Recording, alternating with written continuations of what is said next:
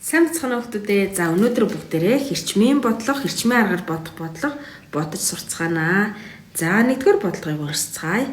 2 тооны нийлбэр 73, 1 тоо нөгөөгөөс 31-ээр их бол эдгээр тоог олоорой. За тэгэхээр энийг бодохдоо бүгдээрээ за эхлээд ямар ч товччихлээ чинь тийм ээ өгсөн зүйл дээр маань 2 тоо байгаа гэдэг нь мэдэгдэж нэгдүгээр 2 тооны нийлбэр гэж байгаа учраас тэгэхээр нэгдүгээр 2 тоор гэдэг эхлээд тэмдэглэжээ. Дараа нь нэг нөгөөгөөсөө 31-ээр их. Тэгэхээр аль нэг тоо нь бага, нөгөө тоо нь 31-ээр их гэж байгаа учраас 2 дугаар тоон дээр нэмэх нь 31 гэж тэмдэглэжнэ.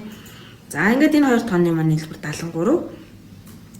За биднэрт олох зүйл маань болохоор 1-р тоо 2-р тоо яг хэд юм бэ гэдгийг олох ёстой. За тэгэхээр одоо бүгдээрээ энэ 2 тоон дээр өгсөн зүйлээсээ харах юм бол энэ 31 маань бол илүү харагдчихэв тийм ээ. 31-ийг та нар хуруугаар ингээд дараад үзтээ. Тэгэхээр хоёулаа 1 см ирчим болж байгааз. Тэгэхээр энэ 31-ийг илүү байгаад байгаа энэ 2 дугаар тоон дээр байгаа 31-ийг өөр нэг хүнд майг өгчээ гэж үтээ. Тэгэх юм бол нийлбэр маань бас багсан тийм ээ. Нийлбэрээс маань бас 31 гэдэг тоо хасагдчихаар 42 болж байна. За тэгээ 31-ийг хуруугаар дараарай. Тэгэхээр энэ 1 2 дугаар тоо чинь ижилхэн байгаа учраас энэ хоёрын нийлбэр одоо 42 болсон гэсэн. Тэгэхээр 42-ыг 2-тоо хуваагаад өгөх юм бол 1-р тоо гараад ирнэ. За 1-р тоо маань 21 юм байна.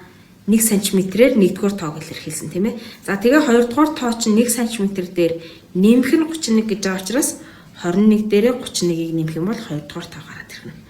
За тэгвэл 2 дахь өгүүлбэрийг уншъя. 2 тооны нийлбэр 73. Нэг нь нөгөөгөөс 31-ээр бага бол эдгээр тоог бол. За нэг нь нөгөөгөөс одоо энэ хариунуудаа харъя. 21, 52 гэсэн хоёр хариу гаръя. За энэ 2 тоо маань нэг нь нөгөөсөө 31-гээр бага байгааз 1-р тоо нь 31-ээр бага, 2-р тоо нь 31-ээр их. Ерөөсөө энэ бодлогыг нөгөө 1-р тооных нь өнцгөөс хараад хэлсэн гэсэн. Энэ хоёр яг ижилхэн бодолттой шүү. За 2 тооны нийлбэр 73. За тавч чиглэл рүүгээ харъя. 2 тооны нийлбэр 73, 1-р тоо нь 2-р тооноос 31-ээр бага. Харагдаж байгаа. Тэгэхээр тавч чиглэлээ бичгтээ яг л ингэж чинь 2-р тоон дээр 31-ийг нэмэл бодолтоо хасаад 2 хуваагаад 31-ийг нэмэхэд 2 тоо гараад ирнэ. 2-р тоо. За 3 дахь өгүүлбэр 2 тооны нийлбэр 73. Их тооноос бага тоог хасвал 31 гарна. Эдгээр тоог олоорой. За энэ нийлбэр нь 73, 52-оос 21-ийг хасах юм бол 31 гарна. За ингээд их тооноос бага тоог хасахад 31 гарч ийн. Энэ хоёр тоо маань 52, 21 гэсэн хоёр тоо. За тэгэхээр өгүүлбэрийг арай өөрчлөлт бичсэн ч гэсэн яг ийм энэ бодолтоо л хийнэ гэсэн үг. За 4 дахь бодлогыг харъя. 2 тооны нийлбэр 73, ялгуур нь 31 бол энэ хоёр тоог олоорой. Ялгуур гэдэг маань бас л их тооноос бага тоог л хас гэсэн үг. За тэгэхээр энэ дөрвөн өгүүлбэрийг ямар ч сан дөрвөлг нь ижилхэн бодлогоор аргаар бодох нэ. Тэгэхээр нэг нь нөгөөсөө 31-ээр их гэж бодож үзснэ. Нэг нь өөдгөөсөө бага гэдэг тэгэнгүүт ерөөсөө гайхах юм байхгүй. Мэдээж нэг нь нэг тооны хэм чинь нөгөө тоо нь бага л гэж таараа гэдэг утгаараа бодоод явна шүү. За дараа нь ерөөсөө энэ дээр ерөөсөө хоёрхан төрлийн бодлого байгаа. За дараагийнхаа бодлого руу орцгоё бүгдээрээ. 2 тооны нийлбэр 68. Нэг нь нөгөөгөөсөө 3 дахин их бол эдгээр тоог олоорой. За товч чиглэлээ ихтэй. За ямар ч сан 2 тооны нийлбэр гэж авчаас 1-р тоо 2-р тоо гэдгээ тэмдэглэлчин. Нэг нь нөгөөгөөсөө 3 дахин их. За дахин 31-ээр их гингүүт 31-ийг нэмжээсээ энэ дээр болохоор 3 дахин их гэхээр нэг хүүхэд нэг талхтай, нөгөө хүүхдээсээ 3 дахин их талхтай гэвэл 3 талхтай гэсэн үг шүү дээ, тийм ээ. Тэрнтэй адилхан 3 см хэрчим зурчих нь байна. 10 дахин их гэх юм бол 10 см хэрчим зурна. Эсвэл үржих нь 10 гэж явчих болно шүү. Заяа. Хоёулын дээр нь 1 см зураад одоо нэмэх нь 31 гэж бичсэн шүү дээдлэх дээр тэрний оронд үржих нь 10 гэж бичиж болно. Та нар 10 см, 20 см зурхад хэцүү байдаг учраас үржих нь гэж биччихэж болно тавч чиглэл дээрээ. За тэгээд нийлбэр нь 68.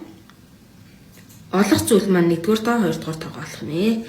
За тэгэхээр одоо бүгдээрээ тавч чиглэлээ ихтэй яаж хийх вэ гэхээр за энэ дээр хэдэн сантиметр ирчим тэрийг тоолно 1 2 3 4 см. Энэ дөрвөн маань нийлээд 68. Тэгвэл 1 см нь хэд гэсэн тоог илэрхийлэх юм бэ гэдэг нь болох нь байна. За энэ 10 см-ийнх юм бол яг нь 10 дахин ихэвэл 11 см ирж болох нь. 17 дахин ихэвэл энэ дээдлийн нэг тоотойгоо нийлээд 18 см ирж болох нь. 3 дахин их гэвэл тэн дээр нэгийг нэмээд энэ 68 дах байх нь шүү дээ. За 68-га бүгдээрээ 4 хуваан тийм ээ. 4 хуваахаар 17 буюу энэ маань 1 см-ээр 1-р тоог илэрхийлсэн учраас 17 маань 1-р тоо. За 2-р тоо маань 17-гоос 3 дахин их. Энэ 1 см болгон чи 17 гэсэн. 3 ширхэг 17 гэсэн. Тэгэхээр энийг 3-аар өвжүүлчих болно. 3 удаа нэмж яхаар. За ингээд 51 буюу энэ 51 маань 2-р тоо гэж гарч ирэх нэ. Ингээд бид нэрээ олох ёстой хариу маань гараад ирлээ. За бүгд тэр 2 дахь өгүүлбэрийг уншицгаая. 2 тооны нийлбэр 68, 1 тоо нөгөөгөөс 3 дахин бага бол эдгээр тоог бол. За 17 чинь 51-ээс 3 дахин бага. Бас яг нэг өмнөх бодлоготой адилхан байгааз нэг нь нөгөөс 3 дахин их, хоёр дахь бодлогон дээр болохоор нэг нь нөгөөс 3 дахин бага. Энэ хоёр тоо чинь нэг нь нөгөөтгнөөс 3 дахин их юм бол нөгөөх нь бага л гэж таараа тийм ээ 3 дахин. Хоёр аргаар илэрхийлсэн. За 3 дахь бодлого нь болохоор 2 тооны нийлбэр 68, ноогдор нь 3 бол эдгээр тоглоорой. За ноогдор гэдэг чинь хуваахаар гарч ирэх хариу. 51-ийг 17 хуваахаар 3 гарна. За тэгвэл 4 дахь тоо 2 тооны нийлбэр 68 их тоог бага тоонд хуваахад 3 гарна эдгээр тоог болоорой. За тэгэхээр бас 51-ийг 17 хуваахад 3 гарна. За тэгэхээр энэ дөрвөн өгүүлбэр дөрвөлээ орж ирсэн байхад яг энэ аргаараа бодчихно гэсэн үг шүү. За ингээд ерөөсө хоёрхан төрлийн бодлого байгаа. Та нар энэ дээр юун дээр анхаарах вэ гэхээр өгүүлбэрийнх нь үгэн дээр л анхаарах нь. Их гэж гин үү, дахин их гэж гин үү?